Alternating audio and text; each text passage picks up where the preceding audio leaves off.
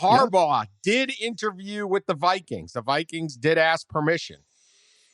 We then find out that if Harbaugh is going to leave, it's possible that Stephen Ross, the huge Michigan benefactor, who also owns the Dolphins, might jump in and just swipe him away from the Vikings. I think the key element here is what we've been saying all along. Jim Harbaugh wants to coach in the NFL. And considering he went to 3 championship games, 1 Super Bowl in 4 years as an NFL coach, I think he's going to get his chance at some point.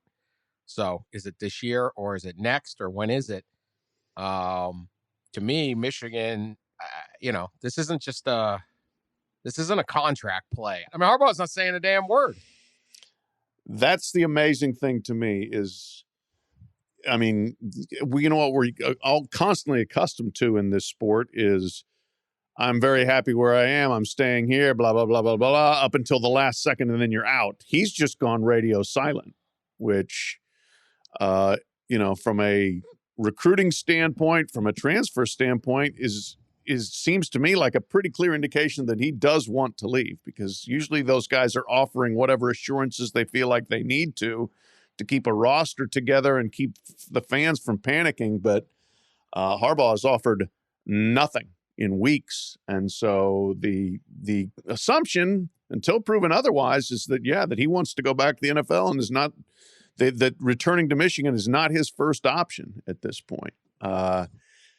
Nobody at Michigan seems overly panicked about this either. And that goes back to when I was at the Orange Bowl down there, and they seem to feel like if Harbaugh left, they'd be okay, and that they would have great options in terms of a coach, whether it's on the staff or whether you're going after Matt Campbell or Luke Fickell. But regardless, it just feels like everybody is poised for Harbaugh and Michigan to move on in separate paths whenever it happens. It's pretty remarkable how drama-free the drama is. Yeah. I mean, there's more panic when some coaches are like there was more action with Bruce Pearl and Louisville when there was nothing happened.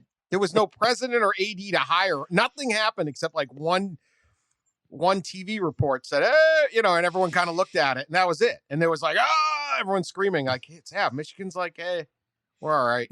We don't, we want them to stay, but look, there is a feeling at Michigan, I can tell you, that they think they will be able to have an excellent chance at hiring either Luke Fickell, Matt Rule, or promote Josh Gaddis from offensive coordinator. And there's a chance Mike Hart, who is not a coordinator, but certainly is a big personality and alum, with a shot.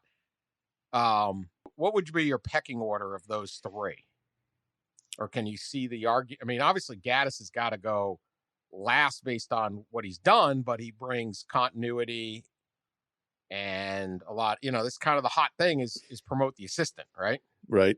If it were me, if I were Ward Manuel, I would go get Luke Fickell if you can get him. Absolutely. I would start there. I mean, Luke Fickell's a freaking rock star. He has done phenomenal work at Cincinnati, and I have no reason to believe he wouldn't do phenomenal work wherever the heck he would go in college football. So he would be my first pick. Matt Rule, boy, do people think highly of him, and I understand why. I mean, he turned around Baylor when it was an absolute trash fire, and then went to the NFL. But people in college love him.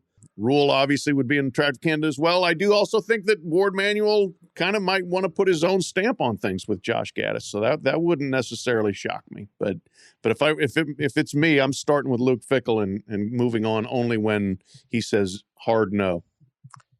I got a hard time not going to Fickell first too.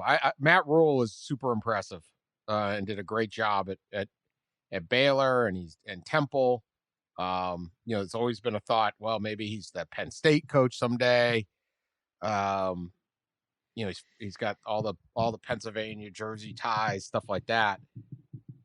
Fickell, he had really popular in Ohio, which, one of the paths for Michigan to do well is to recruit Ohio really well. I just look at this record. He was the interim at Ohio State, but then at Cincinnati, 4-8, and then 11-2, 11-3, 9-1, 13-1. Yeah, incredible. It's that length that really sticks out. Mm-hmm. To do it for 4 straight years and then have the name recognition of Luke Fickell in the places.